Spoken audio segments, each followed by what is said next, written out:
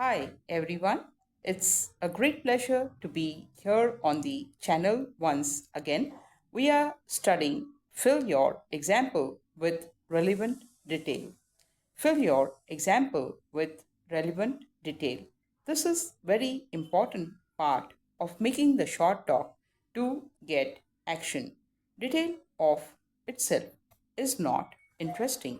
Detail of itself is not interesting. A room cluttered with furniture and brick a brack is not attractive.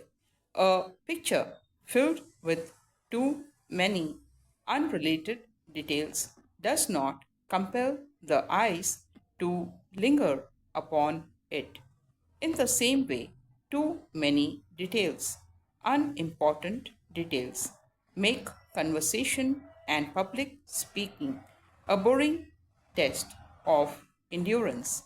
The secret is to select only those details that will serve to emphasize the point and reason of the talk.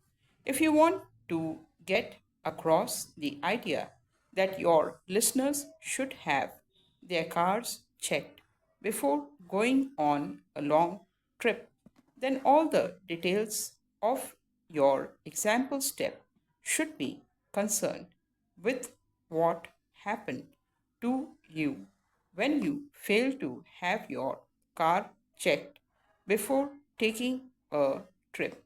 If you tell about how you enjoyed the scenery or where you stayed when you arrived at your destination, you will only succeed in clouding the point and dissipating attention. But relevant detail, couched in concrete, colorful language, is the best way to recreate the incident as it happened and to picturize it for the audiences. To say merrily that you once had an accident because of negligence is bad, uninteresting, and hardly likely to move anyone to be more careful behind the wheel of a car. But to paint a word picture of your frightening experience using the full range of multi sensory phraseology will etch the event upon the unconsciousness of the listeners. For instance, here is the way one class member devoted an example step that points up vividly the need for great caution on wintry roads. I was driving north on Highway 41 in Indiana one morning just before Christmas in 1949. In the car were my wife and two children. For several hours, we had been creeping along on a sheet of mirror like ice.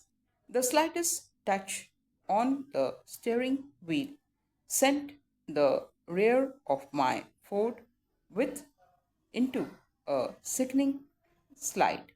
Few drivers got out of line or attempted to pass, and the hours seemed to creep as slowly car as the cars. Then we came to an open stretch where the ice was melted by the sun, and I stepped on the accelerator to make up for the lost time. Others, other cars did the same, and everybody suddenly seemed in a hurry to get to Chicago first. The children began to sing in the back seat as the tension of danger subsided. The road suddenly went uphill and into a wooded area.